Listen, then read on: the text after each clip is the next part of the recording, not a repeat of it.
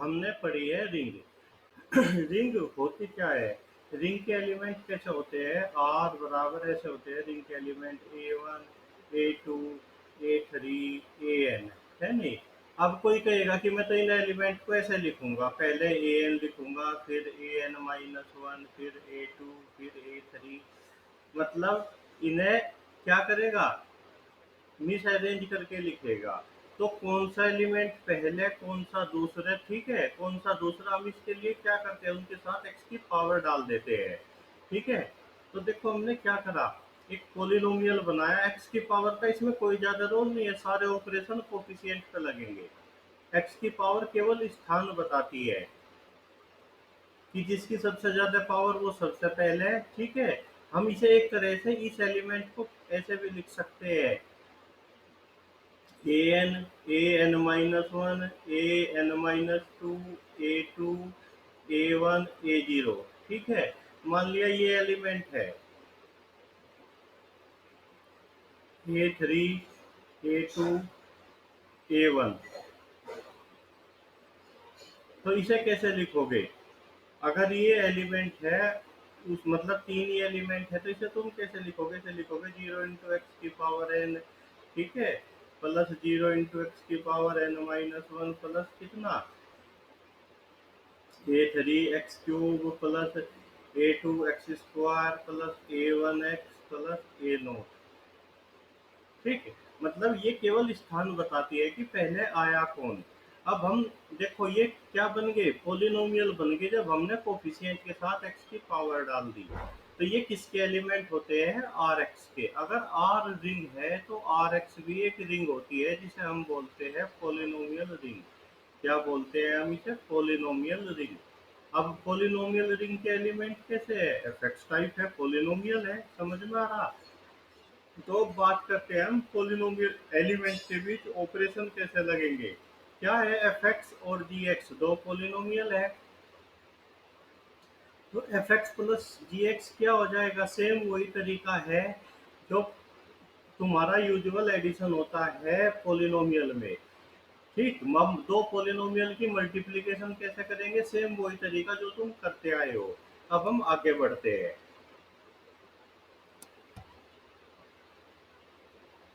देखो, बात आती है डिवीजन की। दो पोलिनोमियल को अगर तुम्हें एक से दूसरे को डिवाइड करना है तो वो कैसे पॉसिबल है?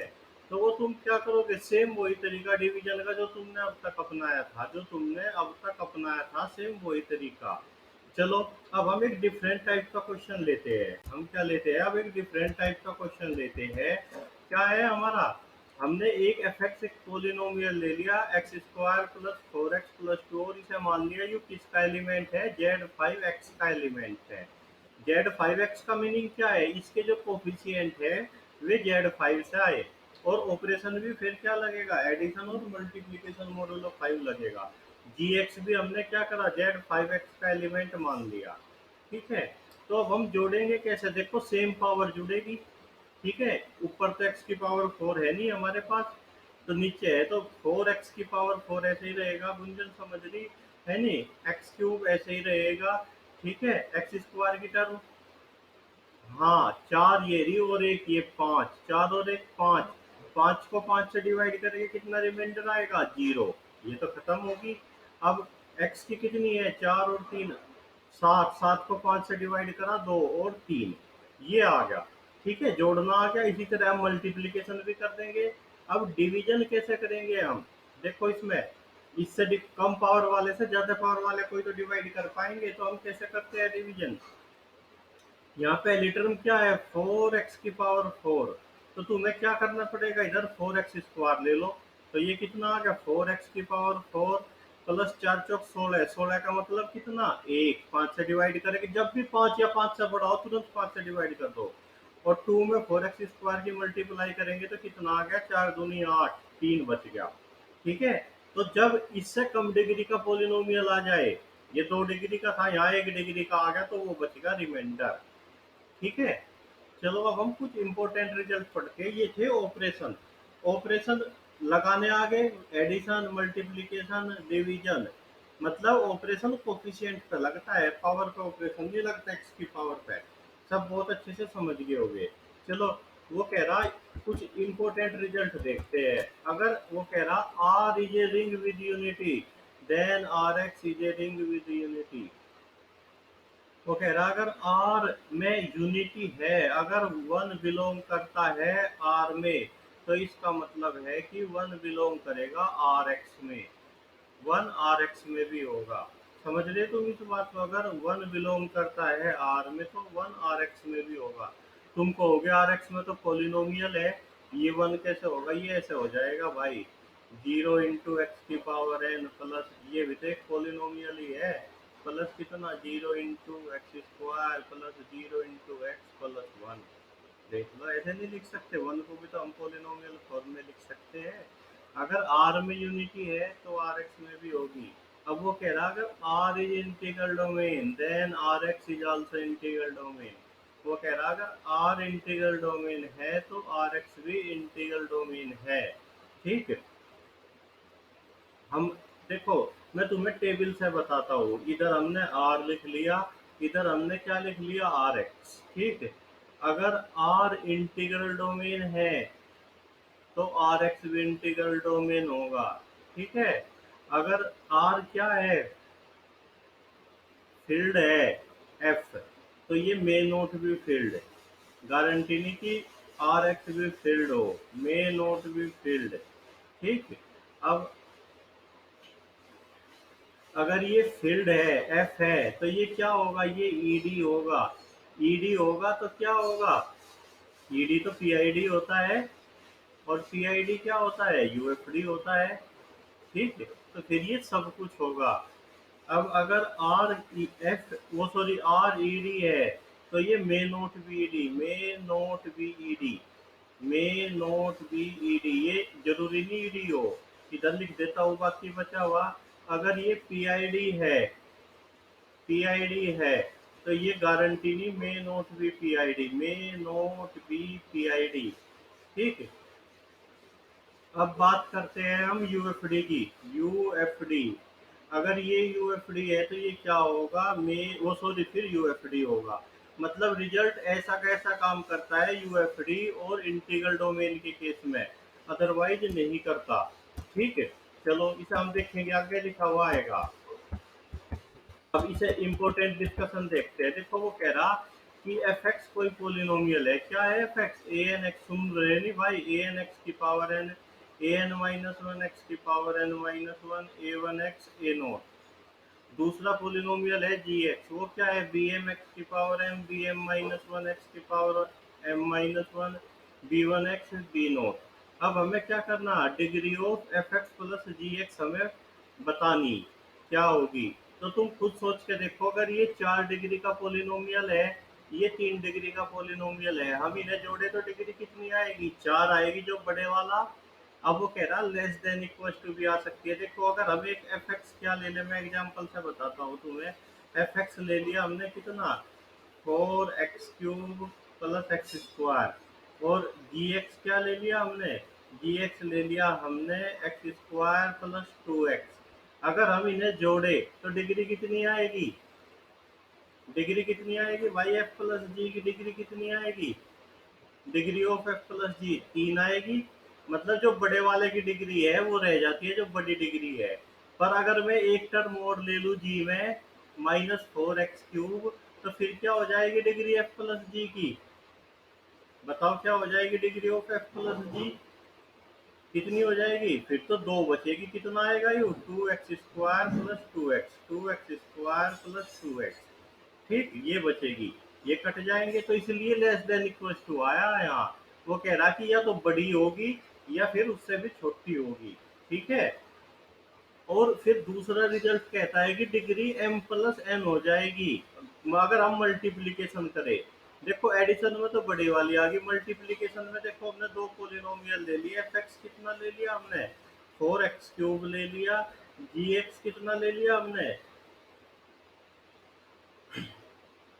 जी एक्स ले लिया हमने 3x²। और ये हमने किसके एलिमेंट ले लिए दोनों? चलो बाद में देखेंगे किसके एलिमेंट है। तो f इंटू जी की डिग्री कितनी हो जाएगी? ये हो जाएगा 12x⁵ डिग्री ऐड होगी। पर वो कह रहा कि m प्लस n से छोटी भी हो सकती है। देखो अगर मैं इन्हें दोनों को किसके एलिमेंट मान लूँ, जेड सिक्स एक्स के एलिमेंट मान लूँ, ठीक है, तो जेड सिक्स में तो जीरो आ गया, आ नहीं गया, 12 जीरो हो जाएगा जेड सिक्स में। ठीक है, तो डिग्री कम भी हो सकती है, हो सके वो पहली टर्म जीरो हो जाए मल्टीप्लीकेशन में, अगर वो जेड फाइव एक्स का जेड सिक्स एक्स का एलिमेंट है, वो कह रहा अगर वो इंटीग्रल डोमेन है आर, तो फिर एम प्लस एन होगी, क्योंकि फिर दो नॉन जीरो की मल्टीप्लीकेशन नॉन जीरो नहीं हो सकती। अगर मैं इसे जेड फाइव मान लूँ, तो फिर कितना आ जाएगा, ये चार या बारह, बारह का मतलब कितना होता है, 12 का मीनिंग क्या होता है जेड फाइव में, वो होता है 2x⁵, क्योंकि 12 का मीनिंग क्या है, 2 जब 5 से डिवाइड करेंगे तो डिग्री कितनी रहेगी, तब 5 ही रहेगी। आगे समझ में, अगर इंटीग्रल डोमेन है तो फिर एम प्लस एन होगी, और अगर इंटीग्रल डोमेन नहीं है तो फिर क्या होगी, less than equal to M plus N. जैसे इस एग्जाम्पल से समझ लो, ये जेड सिक्स एक्स का एलिमेंट लिया उसने, ठीक है, इनकी मल्टीप्लाई करी तो डिग्री कितनी आई, 3 आई। पर अगर हम इसे जेड सिक्स एक्स के एलिमेंट मान के ऑपरेशन लगाए तो ये टर्म तो जीरो हो जाएगी, फिर क्या बचा, डिग्री 2 बचेगी। ठीक है, चलो अगला इंपॉर्टेंट रिजल्ट क्या कह रहा है, if R is field then R X is ED. अगर आर फील्ड है तो आर एक्स क्या होगा, ईडी होगा, अगर ईडी है तो फिर वो पीआईडी होगा, यूएफडी होगा। चलो कोई दिक्कत नहीं, आया समझ में। वो कह रहा most important result, if R X is PID, वो कह रहा इफ नहीं है, R X is P I D if and only if R is field.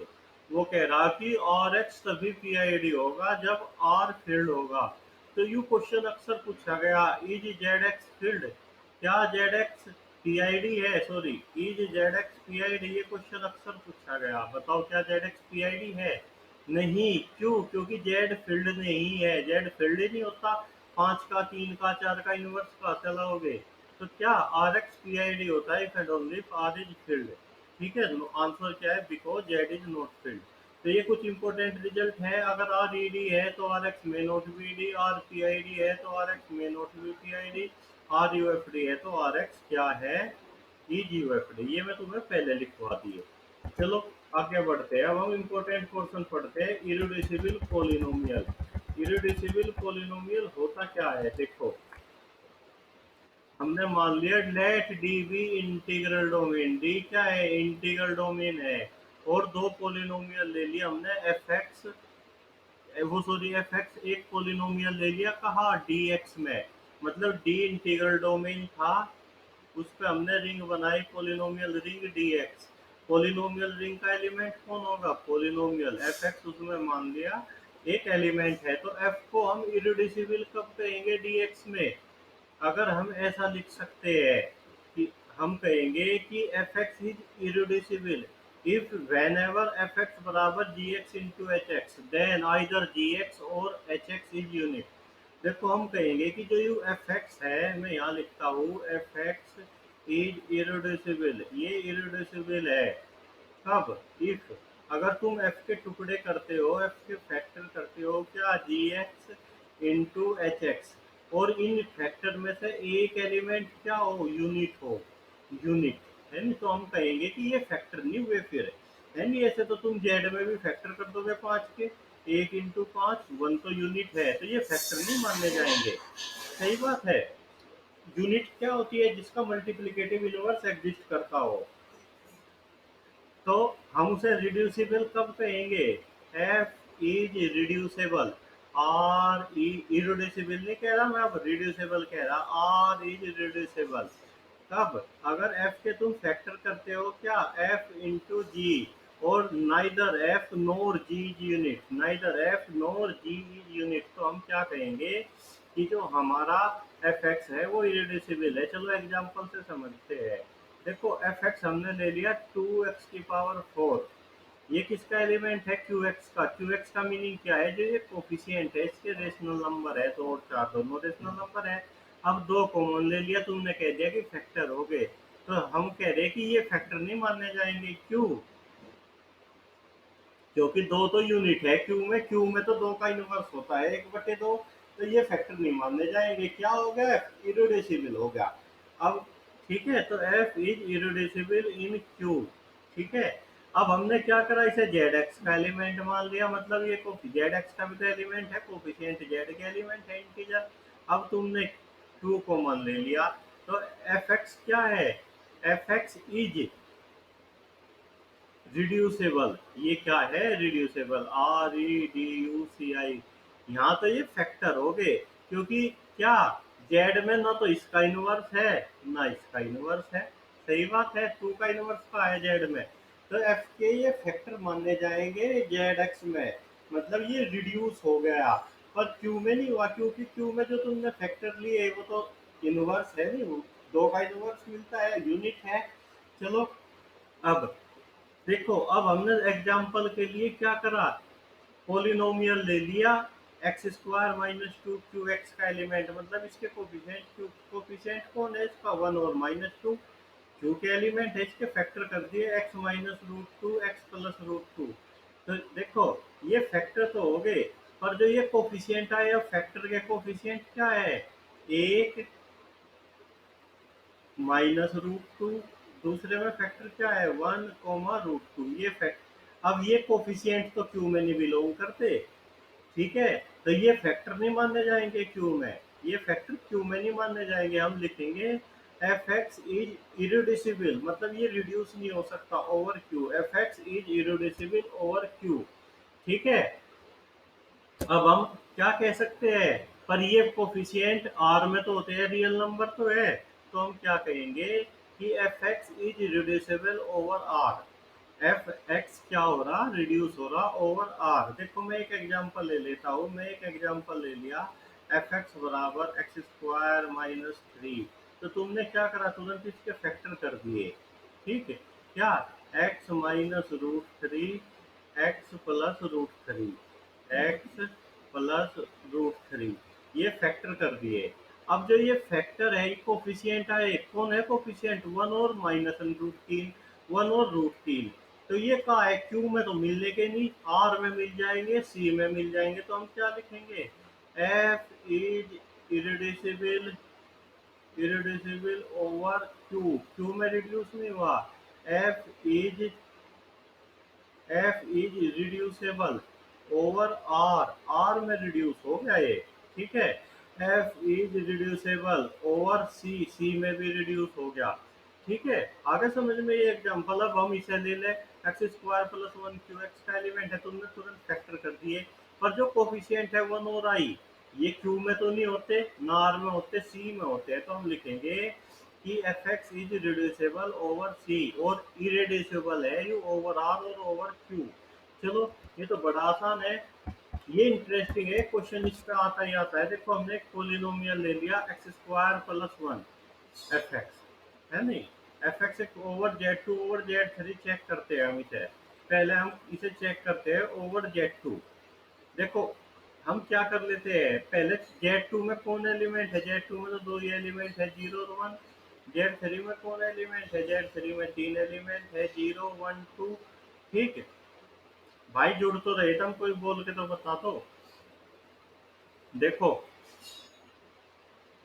ये एफ जीरो पे, जब हम जेड टू में लेंगे, तो ये ओवर जेड टू बात करते हैं, ओवर जेड टू, जीरो पे कितनी वैल्यू देगा, वन, ये एफ जीरो, और वन पे कितनी वैल्यू देगा, टू, टू का मीनिंग क्या होता है, जीरो, मतलब क्या हो गया, टू पे ये जीरो वैल्यू दे रहा, मतलब क्या हो गया कि two x minus two is a root, is a, वो sorry, x minus two is a factor of f x.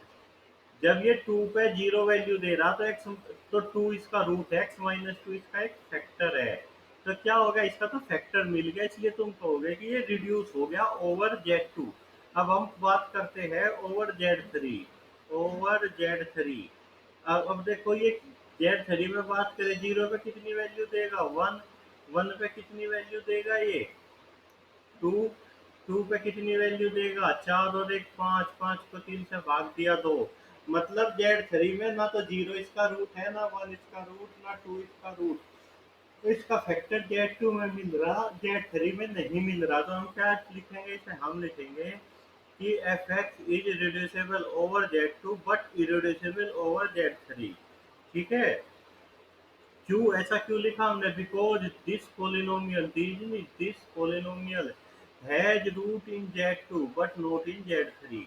इसका रूट हमें Z2 में मिला, Z3 में नहीं मिला। तो अब देखो हम इसे कब तक चेक करते रहेंगे, कुछ टेस्ट पढ़ लेते हैं। Test test for polynomial of degree 2 और 3। 2 और 3 डिग्री के पोलिनोमियल के लिए हम बात करते हैं। देखो अगर पोलिनोमियल 1 डिग्री का है तो वो तो रिड्यूस हो ही नहीं सकता बिल्कुल भी, है उसे क्या रिड्यूस करोगे? पर अगर डिग्री 2 और 3 का है तो हम कैसे चेक करेंगे? ये रिजल्ट केवल 2 और 3 डिग्री के लिए है। वो कह रहा कि ए पोलिनोमियल ऑफ डिग्री 2 और 3 is reducible in a field F if and only if F has root, मतलब उस पोलिनोमियल का रूट होना चाहिए। जैसे ये पिछला पोलिनोमियल था, इसका रूट Z2 में था, Z3 में नहीं था। तो अगर उसका रूट मिल जाता है तो हम कहेंगे कि वो रिड्यूस हो रहा। कन्वर्स में नॉट बी ट्रू, कन्वर्स में नॉट बी ट्रू, कन्वर्स में नॉट बी ट्रू, कन्वर्स में नॉट बी ट्रू। उल्टा नहीं कह सकते तुम। नहीं नहीं सॉरी, ये तो इफ एंड ओनली रिजल्ट है, मैं क्या लिख दिया ये। देखो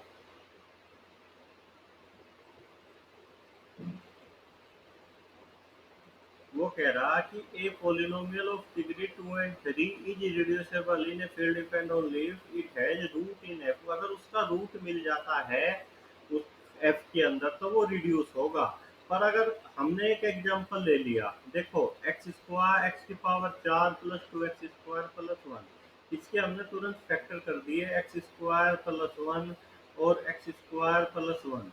ठीक है, एक्स स्क्वायर प्लस 1, तो क्या हो गया? ये तो रिड्यूस हो गया, इसके तो फैक्टर हो रहे। सही बात है।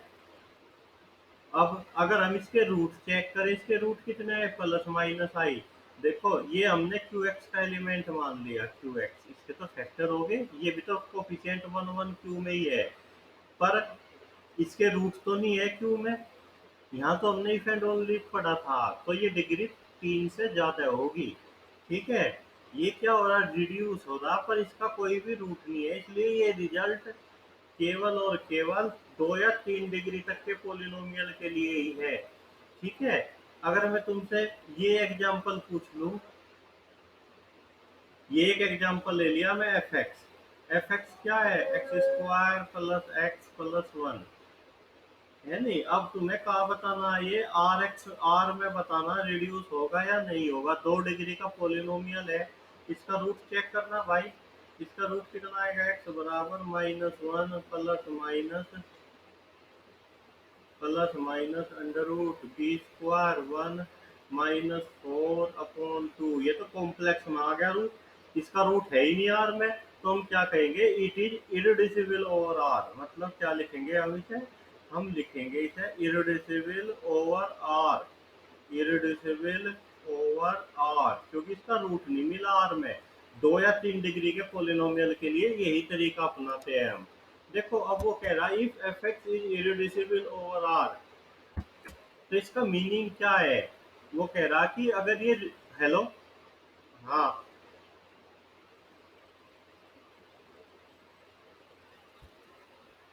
नहीं ये 4 डिग्री का है, देखिए रिड्यूस तो हो गया ये, इसके फैक्टर हो नहीं गए।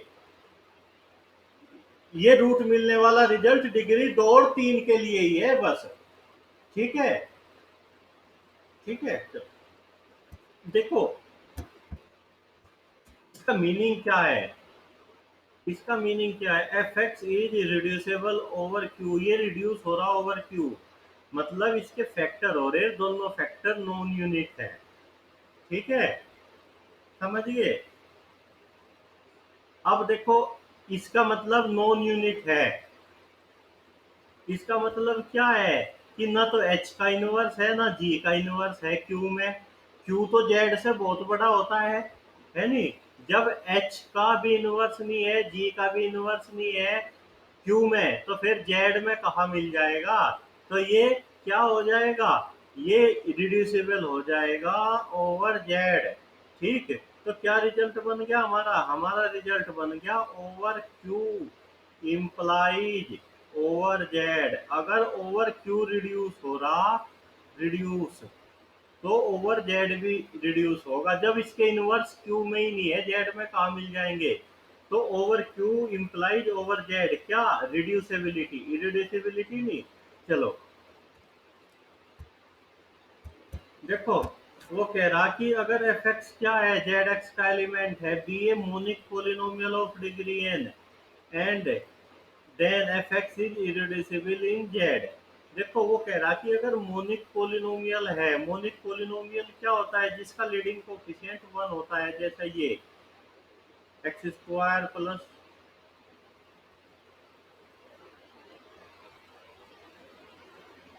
2x+3, जैसे ये है, इस लीडिंग टर्म का कोफिशिएंट क्या होता है, वन होता है, उसे हम मोनिक पोलिनोमियल बोलते हैं। सबसे बड़ी टर्म का कोफिशिएंट होता है। ठीक है, तो इसका मीनिंग क्या है कि वो जेड में क्या है, इरिड्यूसिबल है। देखो ये क्या कहता है, if F X belongs to Z X be a monic polynomial, ये क्या है, एक मोनिक पोलिनोमियल है। सही बात है ये, जरा be a monic polynomial of degree n and then fx is irreducible in zx। तो वो कह रहा कि then it is irreducible in qx and fx is irreducible in qx। पता नहीं क्या लिख दिया यार इसने, इसे फिर देखेंगे, इसे छोड़ो, एक ही बात को कई बार लिख दिया। ठीक है, अब हम अगले रिजल्ट पे चलते हैं। आइंस्टीन, आइंस्टीन नहीं है इसका, कुछ और प्रोनाउंसिएशन है, मैं बोल देता हूँ। ठीक है, Eisenstein criteria of irreducibility over Q, ये तुमने एमएससी में भी पढ़ा होगा। देखो ये केवल ओवर क्यू बताता है, एक कोई पोलिनोमियल है क्या, ए एन एक्स जेड एक्स में ये कोई पोलिनोमियल है, मतलब सारे कोफिशिएंट इंटीजर है। और अगर हमें एक ऐसा प्राइम पी मिल जाता है कि पी इसे भी डिवाइड करता है, ए एन को भी, A N sorry A N को डिवाइड नहीं करता, मतलब लीडिंग टर्म के कोफिशिएंट को डिवाइड नहीं करता, बाकी सारों को डिवाइड करता है, और पी स्क्वायर लास्ट टर्म को कोफिशिएंट को डिवाइड नहीं करता, तो एफ एक्स क्या होता है, इरिड्यूसिबल ओवर क्यू। ठीक, जैसे ये एग्जांपल ले लिया हमने, इसमें कोफिशिएंट क्या है, 1 9 3 12 6, तो हमें तुरंत एक प्राइम मिल गया p इक्वल टू 3, जो 1 को डिवाइड नहीं करता, 9 को करता है, 3 को, 12 को, 6 को, और जो p का स्क्वायर है 9, वो डिवाइड नहीं करता 6 को। ठीक है, 9 डज नॉट डिवाइड 6, तो हम क्या कहेंगे कि इरिड्यूसिबल ओवर क्यू। ठीक है, आगे समझ में आइंस्टीन क्राइटेरिया लगाना। चलो ये एग्जांपल देख लिया हमने, ये पोलिनोमियल ले लिया हमने, इसके इस पोलिनोमियल को अच्छे से लिखो, एक्स की power 4 plus 0 into x cube plus 0 into x square plus 15 into x plus 25। ठीक है, अब देखो कौन सा प्राइम मिलेगा, दो तो नहीं करता 15 को 25 को डिवाइड, क्या तीन भी करेगा, तीन भी नहीं करता 25 को डिवाइड, क्या चार करेगा, नव पांच करेगा, पांच डिवाइड कर रहा, जीरो को 15 को 25 को, पर जो पी का स्क्वायर है, पी का स्क्वायर डिवाइड करता है लास्ट टर्म को, जबकि ये डिवाइड नहीं करना चाहिए, तो हम ये नहीं कहेंगे कि ये रिड्यूसिबल होगा या इरिड्यूसिबल होगा, हम फिर कहेंगे कि ये टेस्ट फेल हो गया हमारा। तो भाई अभी तुम इतना ही काम करके करो, आज मैं शाम को फिर तुम्हें इसमें अगले टेस्ट बताता हूँ, ये मोस्ट इम्पोर्टेंट पोर्शन है, इरिड्यूसिबिलिटी क्राइटेरिया। इतना लिखो, शांत के लेक्चर में ये कंप्लीट हो जाएगा सारा। ठीक है, चलो अगला पोर्शन बहुत इंपॉर्टेंट है। किसी को कोई और बात हो बताओ।